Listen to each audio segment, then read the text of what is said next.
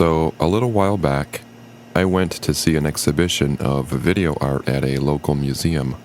There was a lot of work there, representing some of the so-called pioneers of the video medium, as well as several contemporary artists. I was inundated with monitors and projected images alike, some black and white, others color, some soft and fuzzy, and others sharp and high definition.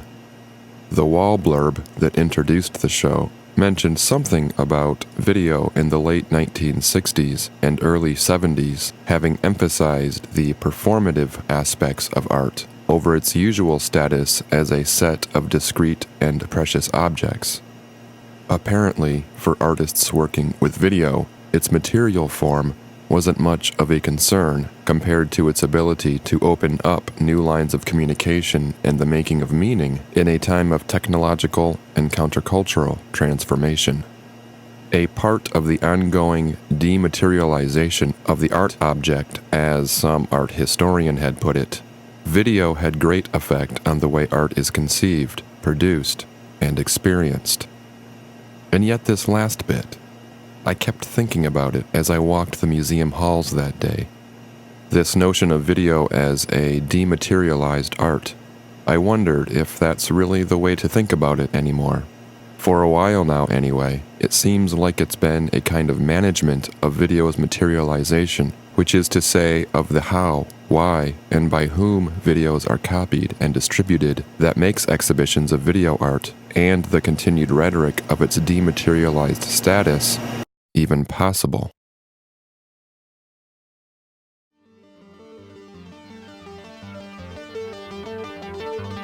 So the reunion here.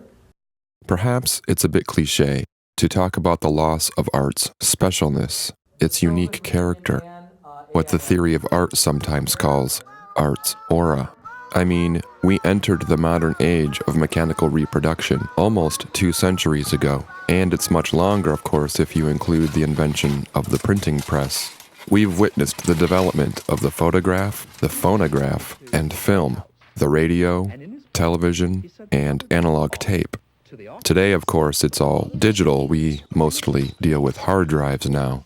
And in this respect, we all know that it often makes little sense to distinguish between an original work of art and its copy.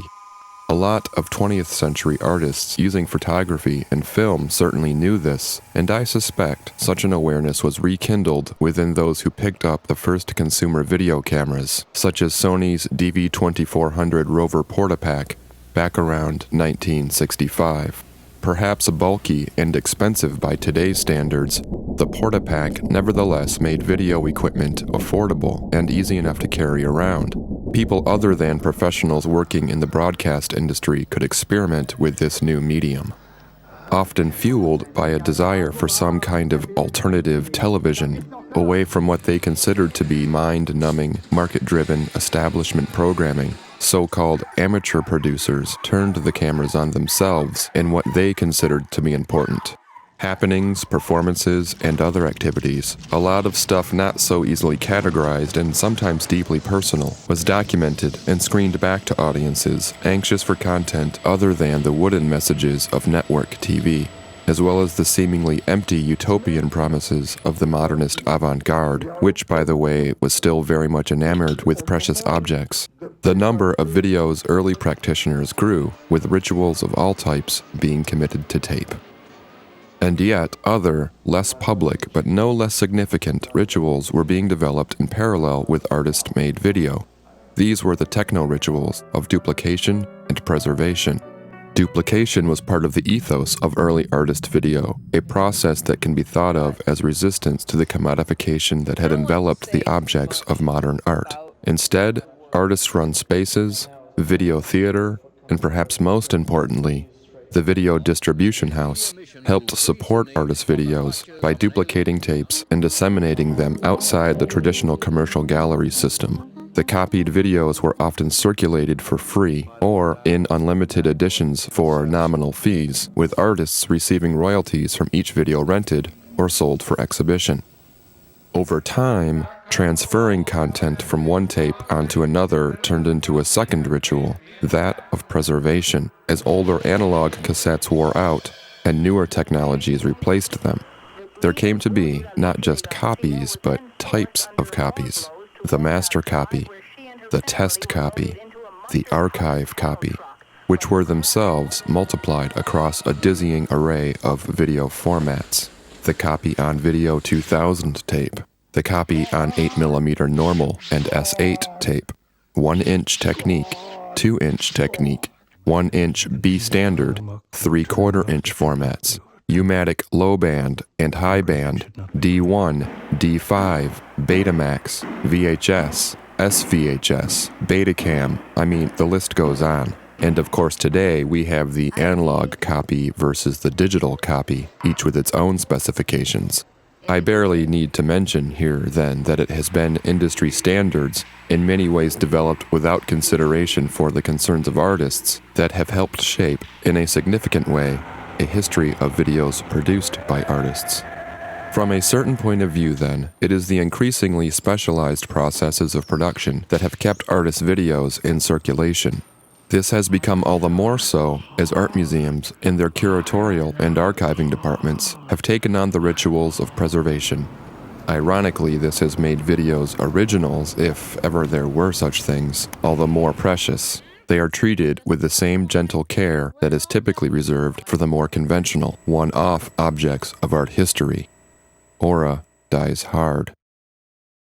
Into the 1980s, it became apparent that the distribution of artist video, with its oft-times challenging content and potential for transforming public consciousness, could prove no match for the power of a well-oiled and multi-pronged mass media machine.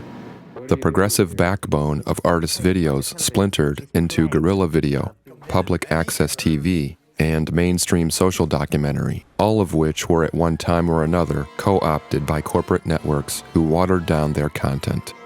While artist videos continued to be circulated, video as art, with a capital A, increasingly entered into the medium-specific discourses of the museum and even more exclusionary gallery system. And then some artists, who began their careers in the margins of a novel creative process, fine-tuned their video practices specifically for museum and gallery exhibition. Video became video installation and could often include sculptural elements. The high culture mass media distinction was reinforced as many of those who had been working with video either stopped or focused their efforts on being video artists. At least one artist toyed with the idea of video intervening in consumer consciousness through subversive TV advertising, but the relationship artists had been trying to cultivate with the moving images of mass media was coming to an end. Perhaps the final nail in the coffin came when Andy Warhol, who by the way had adopted what I think is a warped sense of Alan Capro's belief that non-art was more art than art, appeared on the October 12, 1985 episode of ABC's sitcom The Love Boat. Thanks. Anyway, video art, as art, would continue its expansion within the museum and gallery, where reverence for the video art object, whether through its assimilation into an object-based conversation or through the preservation of rare and obsolete tapes, rematerialized video. With the development then of a category called video art, which is to say with the development of a new commodity form, shared and uneditioned videotapes were often displaced by limited editions. Distribution houses still exist, but video art has been made scarce and access to it restricted. And with this restriction, prices of course have skyrocketed. In addition, given a gallery's interest in promoting an artist's work, even while keeping it in controlled and competitive circulation, yet another type of copy has been born, the exhibition copy. This is one that has all of the original video's use value. After all, it is a high quality, if not exact, duplicate, but none of its exchange value. Not for sale in the market, the exhibition copy is intended instead for internal use only by curators or other exhibition organizers. It is often the case that those who receive these copies are under contractual obligation to return them immediately after being shown. Other times, the rules are more lax. So this state of affairs, along with the processes of video preservation I mentioned earlier, have resulted in a range of video production whose ambiguous status as art makes it fodder for yet another type of copy, the bootleg copy. Just as the products of mass culture, such as major motion pictures, are copied in varying degrees of quality, so too is the growing catalog of artist video. Those along the supply chains of culture, those who have copied artist videos, include a range of actors. How about the video archivist at a nonprofit organization who, as part of her job, burns a batch of DVDs, only to discover that they have a small technical flaw but nonetheless gives them away to enthusiast friends? Or how about the gallery assistant who can't stand his job and, in a small gesture of defiance, makes unauthorized duplicates of a work by a trendy video artist? Or how about an art teacher who wants to show students a range of video pieces, but because of school budget constraints, can only afford to legitimately purchase or rent one or two? In all these cases, it is video's various conditions and methods of rematerialization that allow in some way, perhaps unintended, the culture of video and its historical role as part of a conceptual art movement that challenged the traditional material status of the art object to continue. And with the recent surge in remote content databasing, the materiality of video is transferred and transformed yet again as servers embedded within the streaming processes of network computing. And so it seems, this transformation has trickled down into the audience itself. After seeing the video survey show that made me wonder about all this stuff, I realized that there had been something besides just the curator's introductory text that had triggered my reflections. I realized that back at my apartment, on recordable DVDs and on stacks of hard drives, I had in my possession copies of all the videos I had encountered in the museum's galleries.